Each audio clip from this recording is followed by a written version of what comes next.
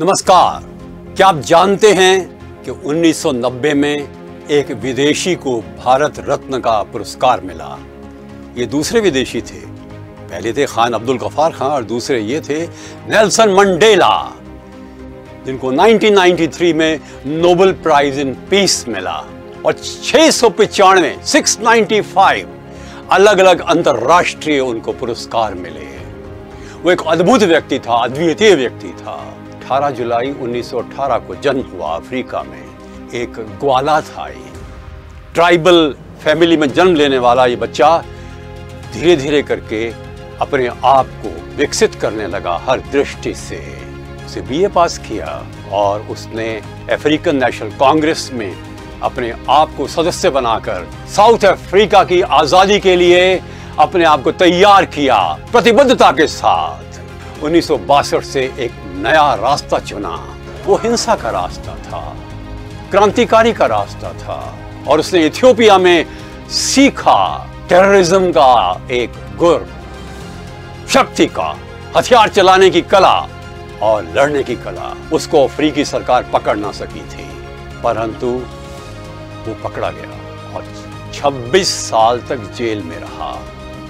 Jail में बैठे बैठे ही उसने इंग्लैंड से एक डिग्री कॉरेस्पॉन्डेंस से कर ली, लॉ की, और वकील भी बना। जेल की स्थिति क्या थी? चटाइयों पर सोना, रात भर एक प्रकाश आंखों को चुंधियाने वाला, उसमें सोने की कोशिश करना, पानी की 2 बाल्टियां सारा दिन में, खाने के लिए बहुत ही अजीब बेस्वाद खानों की माइंस में जाकर के काम करने के लिए धूप के नीचे अपने आप को प्रताड़ित जो आदमी करता है, शायद उसको ये स्वीकार करना पड़ा। जेल में जब वो था तो उसके सबसे बड़े बेटे की मृत्यु हो गई एक्सीडेंट में। उसके बाद मां की भी मृत्यु हुई। उसको अनुमति नहीं मिली कि वो जाकर उनके क्रियाक्रम में भाग ले सके। मंडेला लिखते हैं कि मैं अकेला ही शोक में डूबा रहा और गम को दूर करता रहा केवल अपने आंसुओं से। नेल्सन मंडेला इन सब कष्टों को सहता चला गया। जो उसको समय मिला वो पढ़ाई करता। उसको पहले से ही स्वास्थ्य के नियमों का पालन करने का अभ्यास था। युवावस्था में वो बॉक्सिंग करता था, दौड़ लगाता था, स्पोर्ट्स में शौक था, गार्डनिंग में शौक था। समय बदलता चला गया। 1990 में साउथ अफ्रीका के राष्ट्रपति क्लार्क ने सोचा कि क्यों नहीं हम एक ऐसी व्यवस्था लाएं जिसमें कि रंग भेद की नीति को समाप्त किया जाए और डेमोक्रेसी लाई जाए। समझौता हुआ और वो 26 वर्ष के बाद जेल से बाहर निकला नेल्सन मंडेला। और सबसे पहला देश जो उसने चुना यात्रा के लिए वो भारत था, जब 1990 में उसको भारत रत्न मिला। हिंदुस्तानियों से मिलना उसको बड़ा अच्छा लगता था, चाहे वो अटल बिहारी वाजपेयी हों, चाहे वो शंकर दयाल शर्मा हों, अब्दुल कलाम साहब हो, अमिताभ बच्चन हो, सबसे मिलकर खुश होता था। 5 साल के लिए 1994 से 1999 तक वो साउथ अफ्रीका का डेमोक्रेटिकली इलेक्टेड राष्ट्रपति बना। खूब काम किया। जो गरीबी थी उसको दूर करने के लिए अपने आप को प्रतिबद्धता से काम किया और साउथ अफ्रीका का रूप स्वरूप बदलने लगा। 1999 में अब उसका सेकंड टर्म आ रहा था। पता है कितने लोग उसको चाहते थे कि वो कंटिन्यू करे? 80%।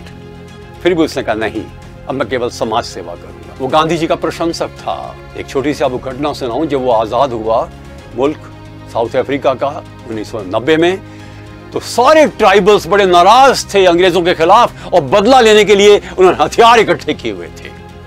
नेल्सन मंडेला ने कहा इन सारे हथियारों को समुद्र में फेंक दो, बदले की आग में अपने आप को मत जलाओ। एक दिन राष्ट्रपति के रूप में वो एक होटल में बैठा हुआ था, रेस्टोरेंट में।